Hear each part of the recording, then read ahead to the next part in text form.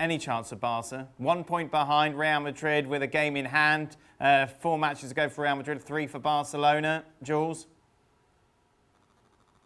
I think it'd be too difficult. I mean, I don't see Real Madrid dropping any points against Alaves, for example, in the next game on Friday night. I don't see them dropping points against Granada in the next game either. Barca will have to go to Valladolid as well a couple of days before that. Of course, it can still happen. Let's not forget as well that in the head-to-heads, Real Madrid are ahead, so it's actually a 2-point lead now, not just a 1-point lead. So I just don't see it happening. This show's so funny, and Jules mentioned Friday, that will be the draw for the Champions League after the win against Villarreal. You know, everyone was quite positive and thinking, you know, maybe this could be a run that Barcelona could make in the Champions League.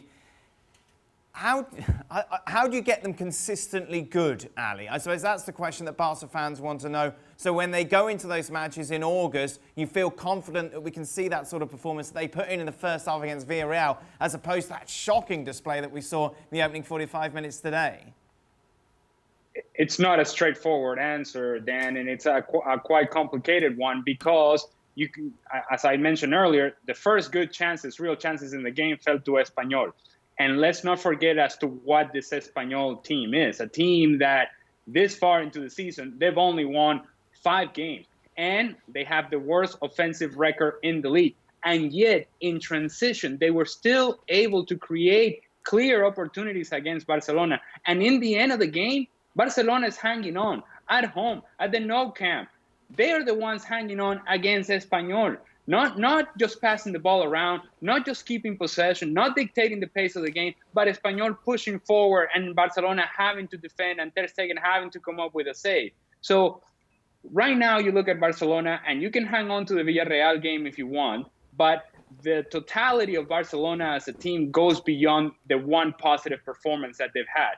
You have to look in terms of this team defensively. They have issues with the speed of the game. Whenever they play against somebody that has change of pace, that's going to be complicated for them because they like to commit numbers forward. They lose the ball in a bad area because their possession hasn't been nearly as good and nearly as effective. And now you're tracking back, hoping that Gerard Piqué can cut out the danger. And if he doesn't, then Ter Stegen's got to come up with a big save. If those things don't happen, Barcelona is trailing. And when they start trailing, that's when Lionel Messi tries to do his own thing because he's trying to resolve a problem. That's when you're going to need an outstanding performance from Antoine Griezmann with consistency. That hasn't quite happened. That's when you're going to need a healthy Luis Suarez. He doesn't look healthy to me. And so, all in all, I just see a Barcelona team that is flawed, and eventually these things are going to show up, and they're going to show up in a big way. Certainly Champions League will be the sort of stage in which you would expect this sort of thing to show up again.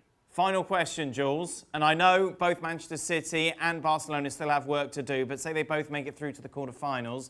With your PSG, fan zone, fan TV, big old supporting hat on, Bayern Munich, Manchester City, Barcelona.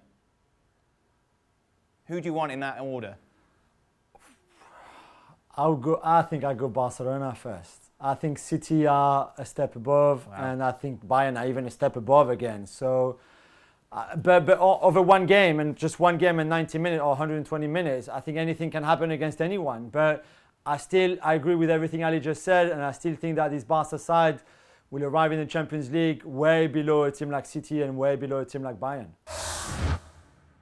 Well, thank you very much for watching ESPN on YouTube. For more sports highlights and analysis, be sure to download the ESPN app. And for live streaming, premium content, and let's not forget as well, ESPN FC 7 days a week. Subscribe to ESPN+.